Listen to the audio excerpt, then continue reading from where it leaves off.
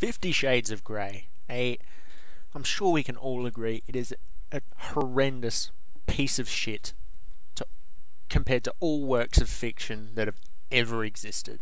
I'm sure we can all completely agree with this.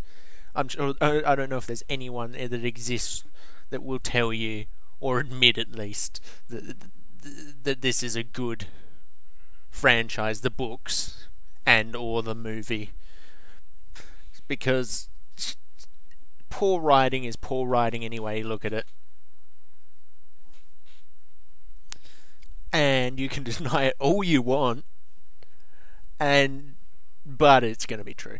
And this is essentially what happens when you try and write a storyline for pornography, because that's what 50 Shades is. It's pornography exclusively for women. I don't know, maybe there's some men who are into it, but I don't see why, when there is a world of internet porn out there that you could feast your eyes upon.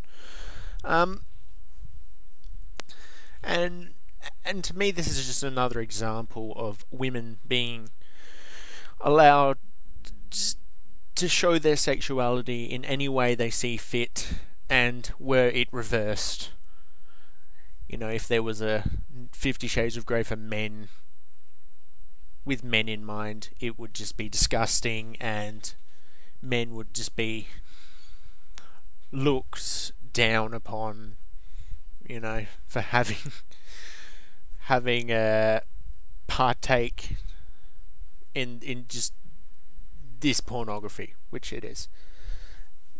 Because if you're a man, you can't show your sexuality, but if you're a woman, well, it's perfectly fine, because if you say otherwise, you are a sexist pig.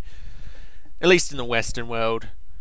I mean, if you live in Saudi Arabia, and, you know, you can't speak because you're a woman. You know, there's people that are actually oppressed feminists. The ones that are actually oppressed.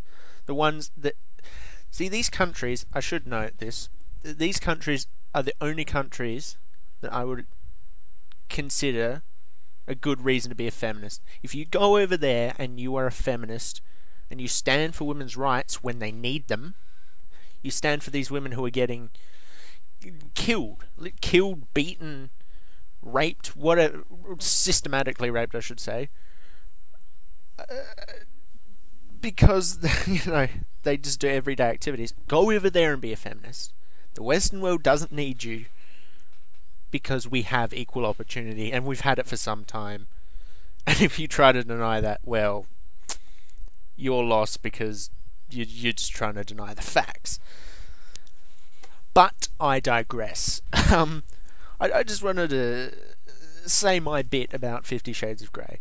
And you probably have seen the feminist outcry, you know, that's accompanied it, because apparently, you know, it is a bit rapey. I'll say that. And it's a lot of really hardcore shit, and a lot of people are saying, a lot of feminists, a lot of people in general are saying that it's rape and it shouldn't be allowed, you know. You should boycott this and blah blah blah blah blah blah blah.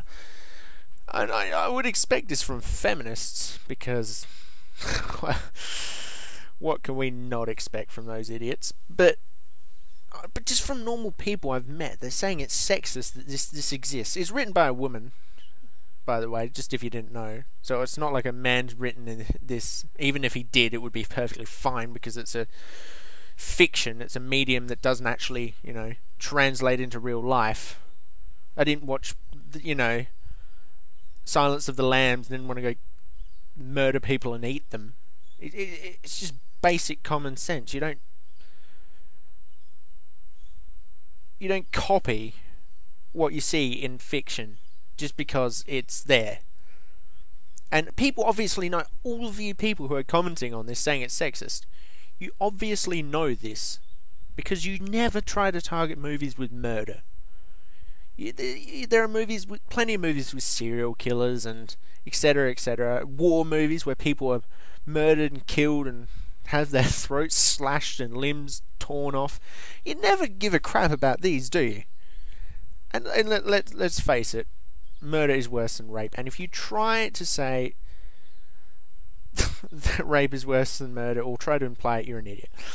Rape, as horrible as it is, I don't want to try and sound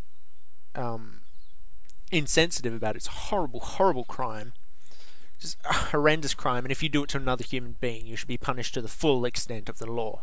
However, you generally survive rape. In fact, all the time you survive rape. If they murder you after, I mean, that's murder separately. But again, I digress. You know, that's why the term rape survivor is so stupid to me, because you generally survive rape. I don't know if anyone has died during rape. I doubt they have, because it seems an impossibility. But you know, maybe I'm being insensitive, but